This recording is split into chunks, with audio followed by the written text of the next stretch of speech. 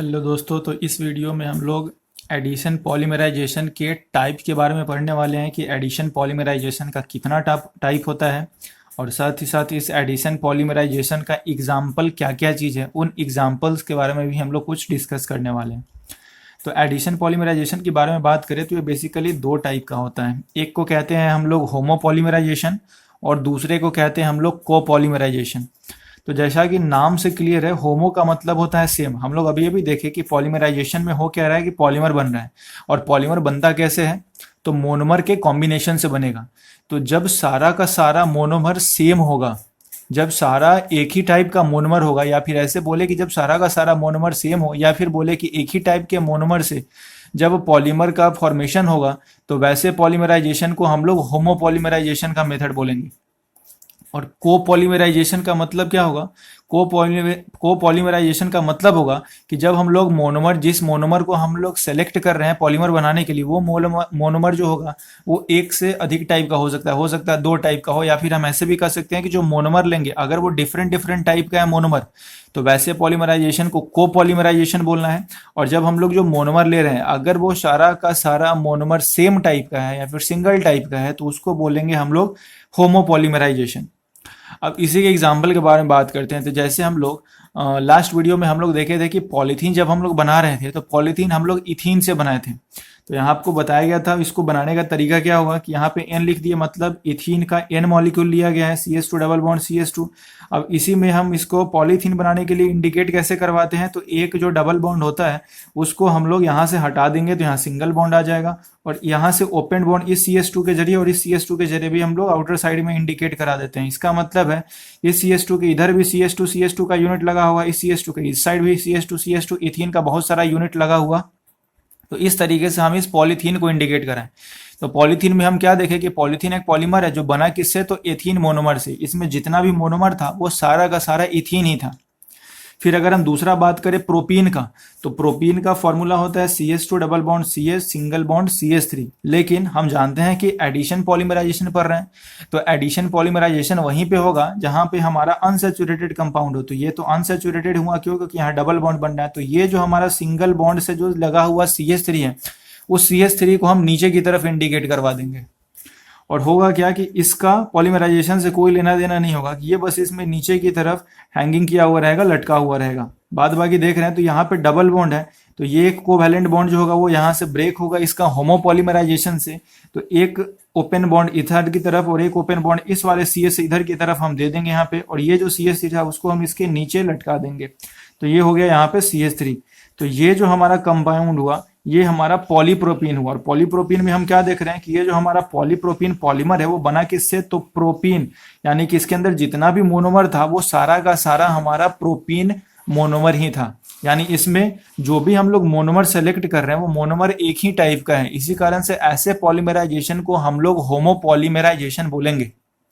फिर दूसरा बात करें जब कोपॉलीमराइजेशन का, इसका मतलब है कि इसमें जो हम लोग मोनोमर का सिलेक्शन करते हैं वो मोनोमर हमारा डिफरेंट डिफरेंट टाइप का होगा। इसमें सेम टाइप का, एक ही टाइप के हम लोग मोनोमर से हम लोग पॉलीमर का फॉर्मेशन नहीं कराएंगे।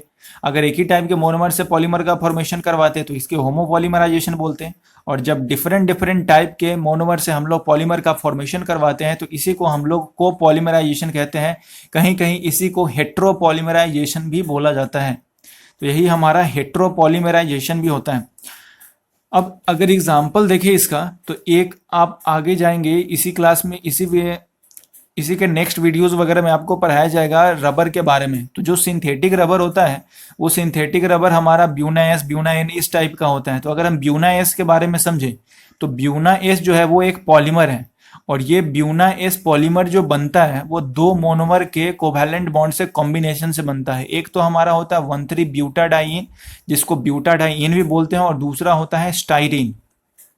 अब ये कंपाउंड क्या होता है, तो यहाँ हम क्या देख रहे हैं कि ये जो हमारा ब्यूना एस पॉलीमर है वो दो डिफरेंट टाइप के मोनोमर, एक तो 1,3 ब्यूटाडाइन और दूसरा एस्टाइरिन, इस दो डिफरेंट टाइप के मोनोमर के कॉम्बिनेशन से बन रहा है। इसका मतलब कि ब्यूना एस जो है वो हमारा कोपॉलीमराइजेशन से बनता है। यानी ब्यूना एस को हम बोल सकते हैं कि ये हमारा कोपॉलीमर है। और जबकि पॉलीप्रोपीन या पॉलीथीन को अगर हमें बोलना रहता है तो हम उससे ये बोलते हैं कि ये दोनों हमारा पॉलीथीन और पॉलीप्रोपीन होमोपॉलीमर हैं, और इस पॉलीमराइजेशन के मेथड का नाम बोल देते हैं हम लोग होमोपॉलीमराइजेशन, और ये हमारा होमोपॉलीमर हुआ। लेकिन वही अगर हम ब्यूना एस की बात करें तो ब्यूना एस हमारा कोपॉलीमर हुआ। क्यों? क्योंकि ये दो डिफरेंट टाइप के मोनोमर 1,3-ब्यूटाडाइन और एस्टाइरिन इन दोनों के कॉम्बिनेशन से बन रहा है। अब हम लोग देखते हैं 1,3-ब्यूटाडाइन है तो इसको इंडिकेट कराना काफी आसान है। अब आप इसके नाम में ही देख रहे हैं कि ब्यूट वर्ड रूट लगा हुआ है, तो ब्यूट का मतलब जो ब्यूट वर्ड रूट होता है वो 4 कार्बन के लिए इस्तेमाल होता है। तो सबसे पहले क्या करना है कि आपको 4 कार्बन इंडिकेट करा देना है, 1, 2, 3 और 4। उसके बाद डाई इन, डाई इन का मतलब होता है, डाई मतलब दो, इन मतलब डबल बॉन्ड, यानी कि 2 डबल बॉन्ड है, और दोनों डबल बॉन्ड किस किस पोजीशन पे है, तो एक है 1 और एक है 3rd। तो इसीलिए देखिए दोस्तों ये हमारा हो गया फर्स्ट पोजीशन पे डबल बॉन्ड, और फिर उसके बाद 1, 2 और ये 3rd, यानी कि ये तीसरे पोजीशन पे फिर हम लोग डबल बॉन्ड इंडिकेट करा दिए। फिर इस तरीके से जब हो गया, हम 4 कार्बन और डबल बॉन्ड को इंडिकेट करा दिए, तो ऑटोमेटिकली हम हाइड्रोजन से देख करके इसका टेट्रावैलेंसी कंप्लीट करा देंगे। ये कार्बन 2 बॉन्ड बना रहा था तो यहाँ 2 हाइड्रोजन, ये कार्बन 2 बॉन्ड इधर बना रहा है, 1 बॉन्ड इधर, तो यहाँ पे 1 हाइड्रोजन दे दिए। फिर ये कार्बन देखा जाए तो 2 बॉन्ड इधर, 1 बॉन्ड इधर, तो इसलिए 1 हाइड्रोजन, और इस कार्बन को अगर देखा जाए तो 2 बॉन्ड इधर की तरफ ही बना रहा है, तो यहाँ 2 हाइड्रोजन यानी H2 दे दिए। तो ये जो हमारा कंपाउंड हुआ, यही कंपाउंड हमारा होता है 1,3-ब्यूटाडाइइन। फिर अगर हम एस्टाइरिन के बारे में बात करें तो एस्टाइरिन हमारा जो होता है वो बेंजीन रिंग के ऊपर जब CH डबल बॉन्ड CH2 होता है तो इसी कंपाउंड का नाम स्टाइरिन होता है। बेंजीन रिंग के ऊपर जब CH डबल बॉन्ड CH2, ये जो कंपाउंड होता है पूरा, यही हमारा स्टाइरिन है। अब हम किए क्या कि हम तो 2 मोनोमर 1,3-ब्यूटाडाइन और स्टाइरिन का इस्तेमाल कर रहे हैं, तो इसका हम NN यूनिट ले लिए। NN यूनिट इसीलिए लिए क्योंकि हम पॉलीमर बना रहे हैं, तो पॉलीमर बनाने के लिए हमको मोनोमर के बहुत सारे यूनिट का, बहुत सारे मॉलिक्यूल्स का रिक्वायरमेंट होगा। इसी कारण से हम यहाँ पे N वर्ड से इंडिकेट करा रहे हैं, मतलब इसका भी N मॉलिक्यूल लिए, इसका भी N मॉलिक्यूल। अब दोस्तों इसमें होगा क्या कि ये जो सबसे पहले हम जानते हैं कि ये हमारा एडिशन पॉलीमराइजेशन का ही टाइप हम लोग पढ़ रहे हैं, तो उसमें होगा क्या कि जो डबल बॉन्ड होगा वही डबल बॉन्ड ओपन बॉन्ड से हम उसको इंडिकेट कराएंगे। तो सबसे पहले ये जो हमारा यहाँ का डबल बॉन्ड था इसका होमोलिटिक फिजन होगा, तो यहाँ पे भी हम इंडिकेट करा दिए, और एक यहाँ पे, तो एक इस CH2 के ऊपर डॉट आ गया, और फिर इसका एक बॉन्ड का होमोलिटिक फिजन हुआ है तो यहाँ पे भी एक CH डॉट आ गया, अब एक ही बॉन्ड है यहाँ पे। फिर अगर हम दूसरा यहाँ पे भी बात करते तो इसका भी होमोलिटिक फिजन होता है, तो इस CH2 पे भी एक फ्री रेडिकल आता और इस CH पे भी एक फ्री रेडिकल आता। अब सो यहाँ हम देख रहे हैं कि ये जो बीच का दोनों कार्बन था, इस बीच के दोनों कार्बन पे फ्री रेडिकल आए, तो ये दोनों कार्बन यहाँ पे एक डबल बॉन्ड का फॉर्मेशन कर लेगा, और इसका फ्री रेडिकल ओपन बॉन्ड से हम यहाँ दिखा देंगे, और इस वाले का फ्री रेडिकल ओपन बॉन्ड से हम इस साइड हम इंडिकेट करा देंगे, तो इधर की तरफ फ्री रेडिकल। वैसे ही हम इसमें देखेंगे तो डबल बॉन्ड था तो वहाँ पे होमोलिटिक फिजन से एक फ्री रेडिकल इस वाले कार्बन पे जनरेट होगा, और दूसरा फ्री रेडिकल हमारा इस वाले कार्बन पे जनरेट होगा, वो इस तरीके से जनरेट हो गया। फिर हम देख रहे थे कि सबसे पहले तो ये दोनों जो फ्री रेडिकल था वो आपस में एक कोवेलेंट बॉन्ड बना लिया, तो यहाँ डबल बॉन्ड हो गया। इस वाले फ्री रेडिकल से हम ओपन बॉन्ड इधर इंडिकेट करा दिए, और ये जो हमारा ब्यूटाडाइन का जो लास्ट कार्बन के ऊपर फ्री रेडिकल था सो, और एस्टाइरिन में जो सेकंड कार्बन था उसका फ्री रेडिकल था सो, ये आपस में एक दूसरे से कंबाइन हो जाएगा, तो ये CH2 ये हो गया, और ये CH जो था फिर ये फ्री रेडिकल राइट साइड में ओपन बॉन्ड से कंबाइन कर दिए, और इसके नीचे बेंजीन रिंग लगा हुआ था उसको हम इस तरीके से अरेंज कर दिए यहाँ पे, और यहाँ N यूनिट लिख देना है। तो इससे क्या पता चला कि ऐसा ही बहुत सारा यूनिट जब कंबाइन होगा, तो वही बहुत सारा यूनिट जब कंबाइन होगा तो वही हमारा पॉलीमर क्या कहलाएगा, ब्यूना एस कहलाएगा। और ये ब्यूना एस जो बना वो 2 मोनोमर, एक तो बना 1,3-ब्यूटाडाइन और दूसरा बना हमारा एस्टाइरिन, इस दोनों मोनोमर के कॉम्बिनेशन से बना। इसको बनाना काफ़ी आसान था कि जहाँ जहाँ डबल बॉन्ड था उसका हेट्रोलिटिक फ्यूजन करा करके फ्री रेडिकल जनरेट करवाएं, फिर इसके ऊपर आने वाला जो फ्री रेडिकल था वो आपस में कोवेलेंट बॉन्ड से डबल बॉन्ड बना लिया, इसका फ्री रेडिकल लेफ्ट साइड में ओपन बॉन्ड से इंडिकेट कराएं, और आखिरी वाले का फ्री रेडिकल यहाँ पे एज इट इज रहने दिए। फिर इसका जब होमोलिटिक फ्यूजन हुआ तो इसके ऊपर फ्री रेडिकल जनरेट हुआ, इस वाले सेकंड कार्बन के ऊपर भी फ्री रेडिकल जनरेट हुआ, तो इस CH2 का फ्री रेडिकल और इस वाले CH2 के ऊपर का फ्री रेडिकल आपस में कोवेलेंट बॉन्ड से कंबाइन कर गया, और ये जो CH का फ्री रेडिकल था वो हम लोग राइट साइड में ओपन बॉन्ड से इंडिकेट करा दिए, और इसके नीचे बेंजीन रिंग लग गया। तो इस तरीके से ये हमारा ब्यूना एस था, और ये ब्यूना एस को हम कह सकते हैं कि ये ब्यूना एस हमारा कोपॉलीमर है। इसको कोपॉलीमर क्यों कहेंगे, क्योंकि ये 2 डिफरेंट मोनोमर 1,3-ब्यूटाडाइन और एस्टाइरिन इस दोनों के कॉम्बिनेशन से बना है, इसी कारण से ब्यूना एस जो है ये हमारा कोपॉलीमर है। वही अगर बात करें हम पॉलीथीन या पॉलीप्रोपीन का, तो ये दोनों हमारा होमोपॉलीमर था। अब हम लोग इसके नेक्स्ट कुछ एग्जाम्पल्स के बारे में पढ़ते हैं कि होमो एडिशन, जो हमारा एडिशन पॉलीमर्स था, उस एडिशन पॉलीमर का और क्या क्या एग्जाम्पल हो सकता है। तो अभी हम लोग फिलहाल ये पढ़ लिए कि पॉलीथीन जो है ये बनेगा कैसे। तो पॉलीथीन बनेगा कैसे तो उसके बारे में हम लोग देखें कि इथीन मॉलिक्यूल होगा, इसका एन मॉलिक्यूल लेंगे, तो वही एन मॉलिक्यूल जो था वो बेंजोइल पेरोक्साइड कैटलिस्ट के प्रेजेंस में पॉलीथीन इस तरीके से इसका फॉर्मेशन करा लेता था। अब यहाँ पे जो ध्यान देने वाला बात है, जो एग्जाम के पॉइंट ऑफ व्यू से काफ़ी इंपॉर्टेंट है, वो होता है पॉलीथीन का टाइप। तो पॉलीथीन जो होता है ये हमारा दो टाइप का होता है। एक को कहते हैं हम लोग लो डेंसिटी पॉलीथीन यानी कि एलडीपी, और एक को कहते हैं हम लोग हाई डेंसिटी पॉलीथीन यानी कि एचडीपी। और दोनों के बनाने का जो प्रोसेस होता है वो प्रोसेस में भी हल्का हल्का डिफरेंस होता है। अब हम उन्हीं दोनों के बारे में जिक्र करने वाले हैं यहाँ पे कि पॉलीथीन का जो दो टाइप है यानी कि एलडीपी और एचडीपी, इन दोनों में क्या क्या डिफरेंस है। अगर हम एलडीपी के बारे में समझे तो एलडीपी का जिस समय हम लोग फॉर्मेशन कराते हैं उस समय हमको टेम्परेचर लगभग 350 टू 570 केल्विन का प्रोवाइड कराना पड़ता है, और प्रेशर लगभग हम 1000 से 2000 एटीएम के बीच का हम प्रोवाइड करते हैं। एलडीपी बनाने के लिए टेम्परेचर 350 टू 570 केल्विन और प्रेशर हमारा 1000 टू 2000 एटीएम का होता है, जो कि एलडीपी के प्रिपरेशन के लिए चाहिए। वही अगर हम बात करें एचडीपी का, तो एचडीपी का जब हम लोग फॉर्मेशन कराते हैं हाई डेंसिटी पॉलीथीन का, तो उस समय हमको टेम्परेचर 333 टू 343 केल्विन का बीच का चाहिए होता है, और प्रेशर हमारा 6 टू 7 एटीएम इसकी का रिक्वायरमेंट होता है। यानी इस तरीके से देखा जाए तो हम कह सकते हैं कि एलडीपी के लिए कि हमको हाई टेम्परेचर और हाई प्रेशर का रिक्वायरमेंट है, जबकि एचडीपी का जब हम लोग फॉर्मेशन करा रहे हैं हाई डेंसिटी पॉलीथीन का, तो उस समय हमारा टेम्परेचर और प्रेशर जो है वो एलडीपी के टेम्परेचर प्रेशर के मुकाबले काफ़ी कम है यहाँ पे। उसके बाद अगर हम बात करें कि एलडीपी का जब हम लोग फॉर्मेशन कराते हैं तो हम लोग जिस कैटलिस्ट का इस्तेमाल करते हैं वो हमारा पेरोक्साइड कैटलिस्ट होता है। पेरोक्साइड कैटलिस्ट से हमारा एलडीपी का फॉर्मेशन हो जाता है। क्यों? क्योंकि पेरोक्साइड कैटलिस्ट आसानी से काम कर जाता है, क्योंकि हम लोग जो टेम्परेचर और प्रेशर ले रहे हैं वो काफ़ी हाई लेते हैं, तो आसानी से पेरोक्साइड हमारा वर्क करता है। लेकिन अगर हम हाई डेंसिटी पॉलीथीन एचडीपी की बात करें तो चूंकि इसका डेंसिटी काफ़ी हाई होता है, और ये चूंकि इसका डेंसिटी काफ़ी हाई होता है, और हाई डेंसिटी पे हम लोग देखे हैं कि जो टेम्परेचर और प्रेशर है वो काफ़ी हम लोग कम दे रहे हैं, तो टेम्परेचर और प्रेशर काफ़ी कम होता है, इसी कारण से पेरोक्साइड कैटलिस्ट यहाँ काम नहीं करता है। तो हमें यहाँ पे एक खास स्पेशल टाइप के कैटलिस्ट का रिक्वायरमेंट पड़ता है, जिसको कहते हैं हम लोग जिगलर नाटा कैटलिस्ट।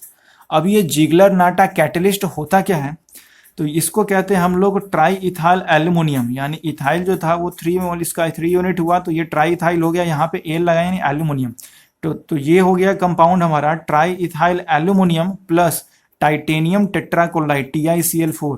तो यही जो दोनों कंपाउंड का कॉम्बिनेशन होता है try ethyl aluminium plus titanium tetrachloride, यही जो दोनों हमारा कंपाउंड कंबाइंड फॉर्म में जो होता है वही कैटलिस्ट हमारा जिगलर नाटा कैटलिस्ट कहलाता है। इसका मतलब है कि एलडीपी का फॉर्मेशन कराने के लिए हमें पेरोक्साइड कैटलिस्ट का रिक्वायरमेंट होता है, पेरोक्साइड कैटलिस्ट से ही एलडीपी का फॉर्मेशन हो जाता है। लेकिन एचडीपी का फॉर्मेशन कराने के लिए हमें जिगलर नाटा कैटलिस्ट का रिक्वायरमेंट पड़ता है, और ये जिगलर नाटा कैटलिस्ट होता क्या है, तो triethyl aluminium plus titanium tetrachloride. उसके बाद अगर हम बात करें एलडीपी का, तो एलडीपी का जो स्ट्रक्चर होता है वो कुछ इस टाइप का होता है। ये होता है लीनियर है, लेकिन बीच बीच में इसके पास कहीं कहीं ब्रांचिंग भी होता है, यानी स्ट्रेट चेन स्ट्रक्चर तो है लेकिन बीच बीच में यहाँ पे लो डेंसिटी पॉलीथीन में ब्रांचिंग भी होता है। वही अगर हम एचडीपी हाई डेंसिटी पॉलीथीन का बात करें तो हाई डेंसिटी पॉलीथीन बिल्कुल इसका लीनियर स्ट्रक्चर होता है, इसमें कोई भी ब्रांचिंग बीच में कहीं नहीं होता है। ये काफ़ी इंपॉर्टेंट पॉइंट है। एलडीपी में बीच में ब्रांचिंग होता है, लेकिन एचडीपी में कोई भी ब्रांचिंग नहीं होता। अगर ब्रांचिंग नहीं होता है तो यहाँ से आप समझ सकते हैं कि ये एक लेयर, इसके ऊपर दूसरा लेयर, ये तीसरा लेयर, जब एक लेयर के ऊपर दूसरा लेयर बिना स्पेस के बीच में आपस में ऊपर रखा जाएगा तो इस कारण से इसका डेंसिटी काफ़ी हाई हो जाएगा। लेकिन अगर यहाँ पे देखा जाए एलडीपी या लो डेंसिटी पॉलीथीन में, तो चूंकि बीच में यहाँ ब्रांचिंग है तो इस ब्रांचिंग के बीच में तो हमारा पॉलीथीन का लेयर आ नहीं सकता है। इसी कारण से इसका जो डेंसिटी होता है लो डेंसिटी पॉलीथीन का लो होता है, कम होता है। इसी कारण से हमारा लो डेंसिटी पॉलीथीन होता है, क्योंकि इसमें जो स्ट्रक्चर होता है स्ट्रेट चेन स्ट्रक्चर, उसके बीच में यहाँ पे कहीं कहीं ब्रांचिंग भी होता है। इसी कारण से ये लो डेंसिटी का होता है, जबकि ये हमारा हाई डेंसिटी का जो पॉलीथीन होता है ये बिल्कुल लीनियर स्ट्रक्चर होता है, इसमें कोई भी ब्रांचिंग नहीं होता है। इसी कारण से इसका डेंसिटी हाई होता है। फिर अगर हम बात करें एलडीपी का, तो एलडीपी हमारा केमिकली इनर्ट होता है। केमिकली इनर्ट मीन्स ये किसी के साथ नॉर्मली रिएक्ट नहीं करता है। उसी तरीके से जो हमारा एचडीपी है वो भी केमिकली इनर्ट होता है, ये भी किसी से जल्दी रिएक्ट नहीं करता है। उसके बाद हम देखें एलडीपी के बारे में, तो ये टफ बट फ्लेक्सिबल होता है। टफ कहने का मतलब कि थोड़ा सा हार्ड होता है, थोड़ा सा बिल्कुल हार्ड होता है, और साथ ही साथ फ्लेक्सिबल होता है, इसको आसानी से हम लोग मोड़ सकते हैं। उसी हिसाब से अगर हम इसके एचडीपी के बारे में बात करें, तो एचडीपी हमारा एलडीपी के मुकाबले थोड़ा ज़्यादा टफ होता है। क्यों? क्योंकि इसका डेंसिटी हाई है, तो डेंसिटी जब हाई है तो थोड़ा सा इसमें टफनेस ज़्यादा होगा, उसके कंपैरिजन में थोड़ा सा टफ ज़्यादा होगा और हार्ड भी ज़्यादा होगा। उसके बाद अगर हम बात करें एलडीपी का, तो ये पुअर कंडक्टर ऑफ इलेक्ट्रिसिटी होता है, क्योंकि लो डेंसिटी पॉलीथीन है तो ये पुअर कंडक्टर ऑफ इलेक्ट्रिसिटी होता है। एचडीपी भी हमारा पुअर कंडक्टर ऑफ इलेक्ट्रिसिटी होता है, लेकिन उसको मेंशन नहीं किया गया है। फिर अगर हम बात कर ले उसके यूजेस का, कि आखिर इस एलडीपी का यूज कहाँ कहाँ पे होता है, तो जो स्क्वीज बॉटल्स होता है, स्क्वीज बॉटल्स मतलब जैसे आप रेस्टोरेंट में जाते होंगे तो वहाँ पे सॉस वगैरह का जो बॉटल्स होता है, इसको आसानी से हम स्क्वीज कर सके, तो वो squeeze bottles, sauce bottles, toys जो खिलौना होता है पॉलीथीन टाइप का है, फ्लेक्सिबल पाइप्स, जो फ्लेक्सिबल पाइप होता है, तो वो सारा का सारा हमारा लो डेंसिटी पॉलीथीन ही होता है। फिर अगर हम हाई डेंसिटी की पॉलीथीन बात करें, मतलब इसका टफनेस थोड़ा सा इसके कंपैरिजन में ज़्यादा होगा, तो इसका इस्तेमाल हम लोग कहाँ करते हैं, तो जो हमारा डस्टबिन बनता है सो, जो हमारा बॉटल्स है सो, और जो हमारा पाइप होता है सो, वो सारा हाई डेंसिटी पॉलीथीन का बना हुआ होता है। तो ये हुआ हमारा लो डेंसिटी पॉलीथीन और हाई डेंसिटी पॉलीथीन के बीच का, इसको आप डिफरेंस भी कह सकते हो। और पॉलीथीन को अगर अच्छे तरीके से एक्सप्लेनेशन के साथ अगर लिखने के लिए बोला जाए, तो भी आप इस टेबल का इस्तेमाल करके लिख सकते हैं। ये टॉपिक जो है पॉलीथीन का टाइप, ये एग्जाम पॉइंट ऑफ व्यू से काफ़ी ज़्यादा इंपॉर्टेंट है, इसको आप अच्छे से समराइज कर ले तो ज़्यादा बढ़िया है।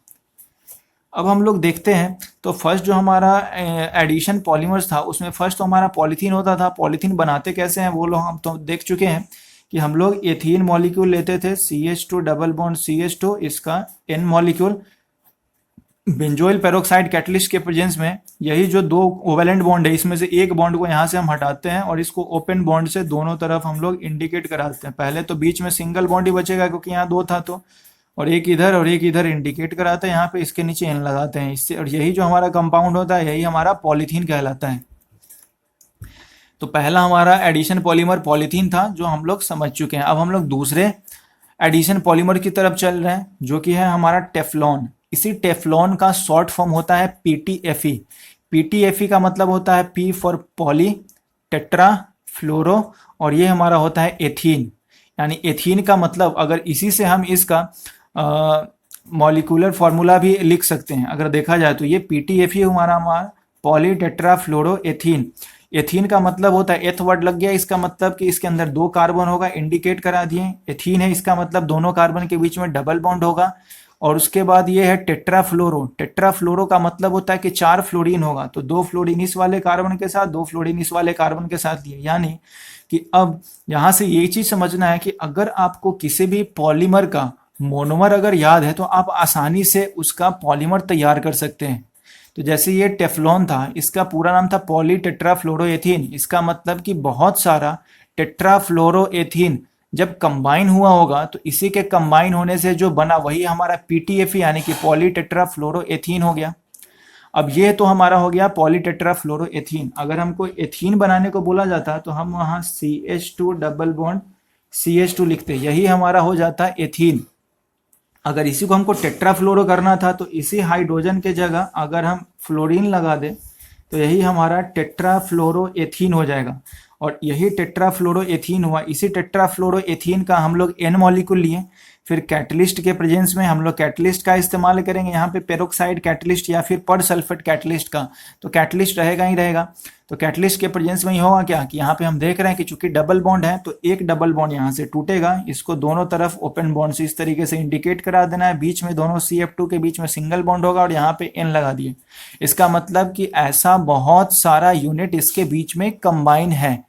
तो ये जो हमारा कंपाउंड हुआ, ये हमारा टेफ्लॉन होगा। इसी को हम लोग PTFE पॉली टेट्राफ्लोरोएथीन भी कहते हैं। इसका मोनोमर बोलेगा कोई तो इसका मोनोमर क्या हो गया, तो मोनोमर हो गया इसका टेट्राफ्लोरोएथीन। इसके नाम से ही क्लियर है कि ये पॉलीटेट्राफ्लोरोएथीन है। इसका मतलब कि टेट्राफ्लोरोएथीन जो हुआ इस पीटीएफई या टेफ्लॉन का इसका मोनोमर हो गया, यानी यही हमारा CF2 डबल बॉन्ड CF2, यही हमारा टेट्राफ्लोरोएथीन है। और ये जो हम लोग दिखा रहे हैं CF2 सिंगल बॉन्ड CF2 नीचे N, दोनों तरफ ओपन बॉन्ड से इंडिकेट करा कर, इसका मतलब है कि इसके इधर भी CF2 CF2 जुड़ सकता है, इसके इधर भी CF2 CF2 बहुत सारा जुड़ा हुआ होगा, तभी तो ये हमारा पॉलीटेट्राफ्लोरोएथीन बना। इसमें कैटलिस्ट यूज करेंगे कौन सा, तो पेरोक्साइड कैटलिस्ट या फिर पर सल्फेट का फ्री रेडिकल के फॉर्म में। उसके बाद अगर हम इस पॉलीटेट्राफ्लोरोएथीन जो टेफ्लॉन है इसके अगर कुछ प्रॉपर्टी के बारे में बात करें तो ये केमिकली इनर्ट होता है, मतलब कि ये भी किसी चीज के साथ जल्दी रिएक्ट नहीं करता है।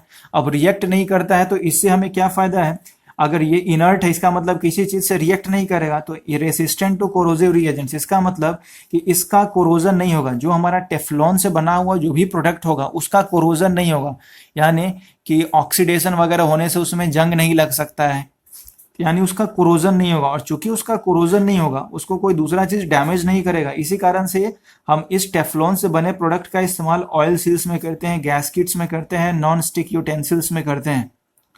अब ये जो ऑयल सील्स है, ऑयल सील्स का मतलब होता है कि जहाँ जहाँ पे तेल रखने वाला हो, जैसे गाड़ी में भी ऑयल सील तेल रखने का जो कंटेनर होता है उसके ऊपर भी जो कुप्पी टाइप का लगा होता है उसमें भी टेफ्लॉन का इस्तेमाल होता है। गैस किट्स यानी कि जहाँ गैस का रिसाव ना हो बाहर, उसके लिए उसको कसने के लिए हम लोग जिस नॉब का इस्तेमाल करते हैं उसी को गैस किट कहते हैं, उसमें भी हमारा टेफ्लॉन लगा होता है। Non stick utensils, non stick utensils मतलब ऐसा तवा वगैरह होता है जिसपे हम लोग डोसा वगैरह बनाते हैं, वो हमारा नॉन स्टिक यूटेंसिल्स होता है, उसमें भी टेफ्लॉन का इस्तेमाल करता है। लेकिन ये ध्यान देने वाली बात है कि जो टेफ्लॉन होता है, टेफ्लॉन से बने जो नॉन स्टिक यूटेंसिल्स होता है, इसका इस्तेमाल जब भी हम करें तो हाई क्वालिटी का होना कंपलसरी है, क्योंकि ये कार्सिनोजेनिक होता है। कार्सिनोजेनिक का मतलब कि इससे कैंसर होने का चांसेस रहता है। इसी कारण से नॉन स्टिक यूटेंसिल्स जो कि टेफ्लॉन का बना होता है वो अच्छी क्वालिटी का होना चाहिए, हाई क्वालिटी का। तो ये हमारा टेफ्लॉन या पीटीएफई था। अगर हम लोग एडिशन पॉलीमर्स के थर्ड एग्जाम्पल की बात करें, जो उसका तीसरा एग्जाम्पल है वो है हमारा पैन, जिसको कहते हैं हम लोग पॉली एक्रिलोनाइट्राइल, वही इसका फुल फॉर्म लिखा गया है पॉली एक्रिलोनाइट्राइल। अगर हम एक्रिलोनाइट्राइल समझ जाएंगे तो पॉली एक्रिलोनाइट्राइल हम ऑटोमेटिकली समझ सकते हैं। तो CH2 डबल बॉन्ड CH और नीचे सिंगल बॉन्ड हम CN इंडिकेट करा दिए। तो ये जो हमारा कंपाउंड होता है CH2 डबल बॉन्ड CH, और नाइट्राइल का मतलब होता है, कहीं भी नाइट्राइल वर्ड लग गया इसका मतलब है कि उसके अंदर CN फंक्शनल ग्रुप होगा ही होगा, जिसको हम लोग साइनाइड बोलते थे। तो यही साइनाइड इसके जब अंदर लग जाता है किसी भी के अंदर भी एज ए फंक्शनल ग्रुप, तो उसी के नेमिंग में हम लोग नाइट्राइल वर्ड का इस्तेमाल करते हैं। तो ये हमारा अक्रिलोनाइट्राइल हुआ। ये जो है हमारा अक्रिलोनाइट्राइल है, इसका N मॉलिक्यूल लिए, इसी का जब हम पॉलीमराइजेशन कराते हैं पॉली पेरोक्साइड कैटलिस्ट के प्रेजेंस में, तो हम देख सकते हैं कि यहाँ डबल बॉन्ड है, तो एक सिंगल बॉन्ड यहाँ रहने देंगे और एक जो कोवैलेंट बॉन्ड है उसको दोनों तरफ हम ओपन करके इंडिकेट करा देंगे और नीचे हम N लिख देंगे। मतलब ऐसा बहुत सारा यूनिट एक दूसरे के साथ कंबाइन होगा। तो यही हमारा जो कंपाउंड हुआ ये बना किस मोनोमर से, तो अक्रिलोनाइट्राइल से। अक्रिलोनाइट्राइल का बहुत सारा यूनिट जब कंबाइन करेगा यहाँ पे, इसी कारण से यहाँ N दिखाया गया है। तो जो कंपाउंड हमारा बनता है वही कंपाउंड या पॉलीमर हमारा पॉली एक्रिलोनाइट्राइल कहलाता है। अब ये जो हमारा पॉली एक्रिलोनाइट्राइल होता है, इसका जो अगर हम कुछ यूजेस के बारे में बात करें तो ये आर्टिफिशियल ऊन की तरह इस्तेमाल होता है। आर्टिफिशियल ऊन जैसा देखने में होता है और आर्टिफिशियली हम चूंकि बनाते हैं, इसी कारण से इसका इस्तेमाल कॉमर्शियल फाइबर्स में करते हैं। ऑर्लॉन या एक्रिलेन जो एक फैब्रिक का टाइप है, वो ऑर्लॉन या एक्रिलेन इसी पैन यानी पॉली एक्रिलोनाइट्राइल का ही पार्ट होता है, वो यही पॉली एक्रिलोनाइट्राइल होता है। इसका इस्तेमाल हम लोग स्वेटर वगैरह बुनने में करते हैं और इसको आर्टिफिशियल वूल बोला जाता है, क्योंकि ये देखने में उनके जैसा ही बिल्कुल होता है और उसी टाइप का उसका कुछ प्रॉपर्टी भी होता है। तो एडिशन पॉलीमराइजेशन में देखा जाए तो एडिशन पॉलीमर में अगर हम बात करें तो हमें एनसीईआरटी में 3 ही एग्जाम्पल पढ़ना है, जिसमें सबसे पहले तो था हमारा पॉलीथीन, दूसरा था हमारा टेफ्लॉन और तीसरा था हमारा पैन यानी कि पॉली एक्रिलोनाइट्राइल, जिसके बारे में हम लोग देख चुके हैं। अब नेक्स्ट वीडियो में जो है वो हम लोग कंडेंसेशन पॉलीमराइजेशन के बारे में पढ़ने वाले हैं कि कंडेंसेशन पॉलीमराइजेशन क्या क्या होता है। कंडेंसेशन पॉलीमर किसके बारे में हमको पढ़ना है, तो एनसीईआरटी में बेसिकली कंडेंसेशन पॉलीमर्स के बारे में पढ़ना है, उसी के बारे में हम लोग आगे कुछ देखने वाले हैं। तो अगला वीडियो जो है वो काफ़ी ज़्यादा इंपॉर्टेंट होने वाला है। तो आशा करता हूँ कि ये वीडियो आपको समझ में आया होगा, और हर एक वीडियो का, हर एक लेक्चर का जो नोट्स है वो पीडीएफ के फॉर्म में डिस्क्रिप्शन बॉक्स में दिया गया है। आप चाहें तो अपना खुद से नोट्स बनाएं, या फिर डिस्क्रिप्शन बॉक्स से वहाँ पे जो पीडीएफ लिंक दिया गया है उससे डाउनलोड करके भी आप अपना नोट्स प्रिपेयर कर सकते हैं और वीडियो लेक्चर्स के जरिए उसको समझ सकते हैं। तो वीडियो समझ में आए तो इसे दोस्तों के साथ भी शेयर करें, वीडियो को लाइक करें, सब्सक्राइब करें। जय हिंद, जय भारत।